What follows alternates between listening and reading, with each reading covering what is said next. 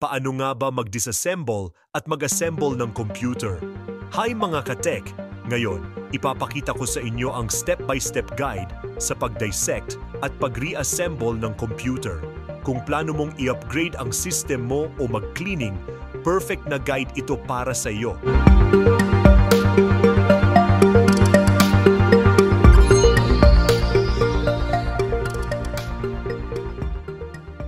Bago tayo magsimula, siguraduhin natin na kompleto ang tools natin.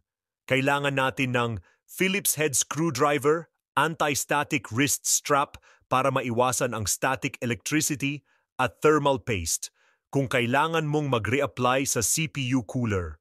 Okay, simulan na natin. Step 1.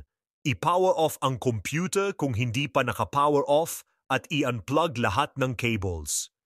Pagkatapos, i-press ang power button ng ilang segundo para ma-discharge ang natitirang electricity. Mahalaga ito para maiwasan ang electric shock. Step 2. Tanggalin ang side panel ng case. Gumamit ng screwdriver para tanggalin ang mga screws. Depende sa case mo, baka kailanganin mong tanggalin ang mga screws o islide lang ang panel. Pagkatapos, dahan-dahang alisin ang panel at ilagay sa tabi. Bago hawakan ang mga internal components, magsuot ng anti-static wrist strap. Ikabit ito sa metal na parte ng case para makaiwas sa static damage. Step 3. I-disconnect ang lahat ng cables sa loob ng case kasama ang power cables, data cables at iba pang koneksyon. Tandaan ang pagkakakonect ng bawat cable para madali ang pagbalik. Step 4. Tanggalin ang system fan. Step 5. Tanggalin ang power supply ng dahan-dahan. Step 6. Alisin ang storage devices tulad ng HDD at DVD drives. Step 7. Tanggalin ang RAM modules. Dahan-dahang i-press ang lever sa gilid ng bawat module para mag-release. Step 8. I-remove ang mga add-in cards tulad ng video card at LAN card. Ngayon, maaari nang i-unscrew at dahan-dahang tanggalin ang motherboard.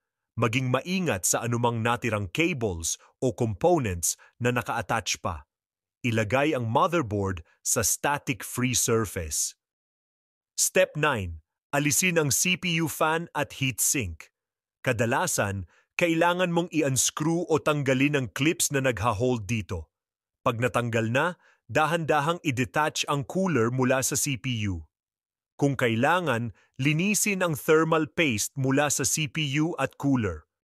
Step 10. Ang huli, alisin ang CPU. I-lift ang retention lever sa motherboard socket at dahan-dahang i-lift ang CPU. Hawakan ito ng maayos sa edges. At ayon, natapos din natin ang pag-dissect ng computer. Ngayon, pwede mo nang linisin o i-upgrade ang system mo. I-assemble naman natin ang computer. Ang pag-assemble ay kabaligtaran lang ng pag-disassemble. Step 1. I-install ang CPU. Ia-align ang CPU sa socket ng motherboard.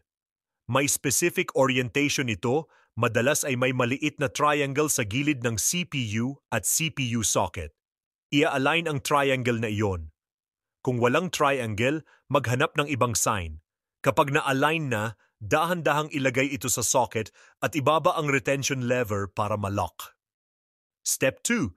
I-attach ang CPU cooler. Kung kailangan, mag-apply ng maliit na amount ng thermal paste sa ibabaw ng CPU. Ilagay ang CPU cooler, fan at heatsink sa ibabaw ng CPU. Secure ito gamit ang screws o clips. Siguraduhing naka-lock ito ng maayos. Step 3. I-install ang RAM modules. I-align ang bawat module sa slots ng motherboard. Dahan-dahang i-press pababa hanggang mag-click at ma-secure ng levers sa gilid. Siguraduhing properly seated ang RAM. Step 4. I-install ang motherboard. I-align ang motherboard sa standoff sa loob ng case. I-screw ito para matibay ang pagkakakabit. Tiyakin na lahat ng screws ay na-secure. Step 5. I-install ang power supply. Ilagay ito pabalik sa lugar nito sa case. Secure ito gamit ang screws para hindi gumalaw. Step 6. I-install ang storage devices tulad ng HDD at DVD drives. I-position ang mga ito sa kanilang mga bay o slots at i-secure gamit ang screws o mounting brackets. Step 7. I-install ang system fan. Step 8. Ang pinakahuli, i-install ang mga add-in cards kung meron tulad ng video cards at LAN cards.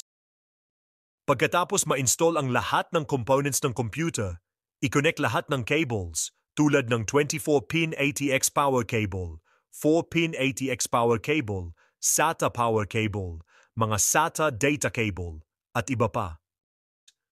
At ayun, tapos na tayo sa pag-disassemble at pag-assemble ng computer.